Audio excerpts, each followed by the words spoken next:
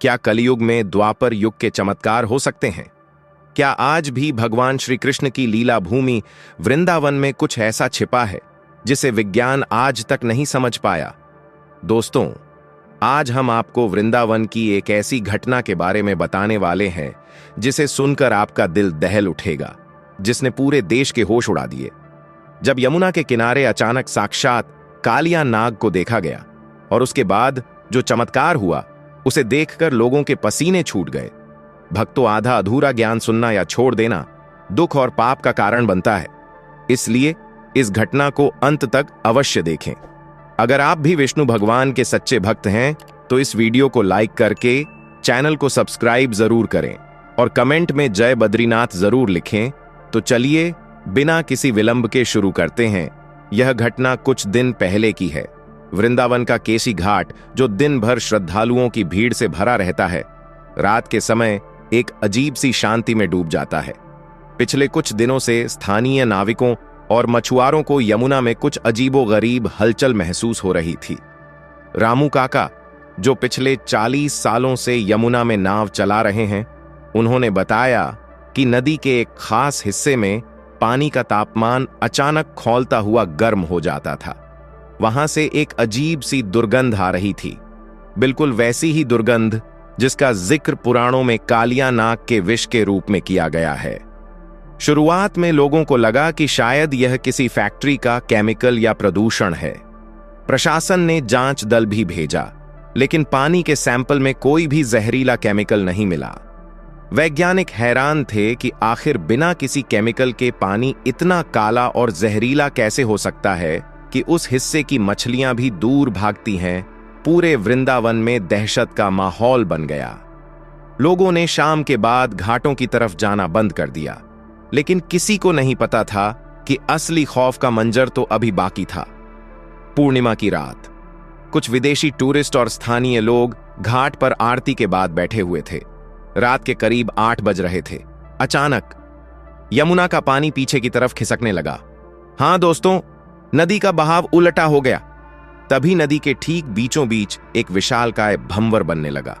पानी के घूमने की आवाज इतनी तेज थी मानो कोई बड़ा हेलीकॉप्टर पानी के अंदर चल रहा हो। जो लोग घाट पर थे वे अपने मोबाइल कैमरे निकालकर रिकॉर्डिंग करने लगे, और तभी उस भंवर के बीच से एक काली चमचमाती हुई विशालकाय आकृति बाहर निकली। यह कोई आम सांप नहीं था। प्रत्यक्षदर्शियों की माने तो उसकी मोटाई एक बड़े पेड़ के तने जितनी थी और उसकी ऊंचाई घाट के पिलर्स से भी ऊपर जा रही थी। रात के अंधेरे में भी उसकी लाल चमकती हुई आंखें साफ दिखाई दे रही थीं। सबसे खौफनाक बात यह थी कि वो सिर्फ एक सिर नहीं था। पानी के अंदर से एक के बाद एक 5 विशालकाय फन बाहर निकले। वहां खड़े लोगों के पसीने छूट गए। कई लोग तो दहशत में पड़ गए। कालिया नाग वापस आ गया की चीखें पूरे घाट पर गूंजने लगीं। भगदड़ मच गई। जो मोबाइल से रिकॉर्ड कर रहे थे उनके हाथ कांप रहे थे और फोन जमीन पर गिर गए। कुछ ही मिनटों में वहां पुलिस की गाड़ियां पहुंच गईं, लेकिन पुलिस वाले भी उस विशालकाय जीव को देखकर अपनी जीप से बाहर निकलने की हिम्मत नहीं कर पा रहे थे। वह विशालकाय 5 फनों वाला सांप फुफकार रहा था। उसकी फुफकार से उठने वाली हवा इतनी तेज थी कि घाट पर बंधे हुए टेंट और नावें उड़ने लगीं। ऐसा लग रहा था मानो आज प्रलय आ जाएगी। वह विशाल नाग धीरे धीरे घाट की तरफ बढ़ने लगा। लोगों की सांसें अटक गई थीं। कोई कुछ नहीं कर पा रहा था। मौत साक्षात सामने खड़ी थी। जब सबको लगा कि अब सब खत्म होने वाला है, तभी वहां एक ऐसा चमत्कार हुआ जिसने विज्ञान के सारे नियम तोड़ दिए और लोगों के होश उड़ा दिए। अचानक उस सर्द और खौफनाक रात में कहीं से एक बेहद मधुर बांसुरी की धुन गूंजने लगी। यह धुन इतनी मीठी और सम्मोहित करने वाली थी कि वहां भाग रहे लोगों के कदम अपने आप रुक गए। पुलिस वालों के हाथों से बंदूकें नीचे झुक गईं। घाट के ठीक ऊपर आसमान से एक तेज सुनहरा प्रकाश यमुना के काले पानी पर गिरा। उस प्रकाश के पड़ते ही वह खूंखार विशालकाय नाग, जो कुछ सेकंड पहले पूरे वृंदावन को तबाह करने पर तुल्ला था, अचानक एकदम शांत हो गया। वहां मौजूद सैकड़ों लोगों ने अपनी आंखों से देखा कि उस सुनहरे प्रकाश के बीच में पानी की सतह पर 2 छोटे छोटे कुमकुम लगे हुए चरण छप गए। पानी के ऊपर चलने के निशान। बांसुरी की धुन और तेज हो गई। वह विशालकाय नाग, जिसके 5 फन आसमान छू रहे थे, उसने अपने 5 फन उस प्रकाश और उन अदृश्य चरणों के सामने झुका दिए। ऐसा लग रहा था मानो वह नाग किसी के सामने नतमस्तक हो रहा हो, किसी से क्षमा मांग रहा हो।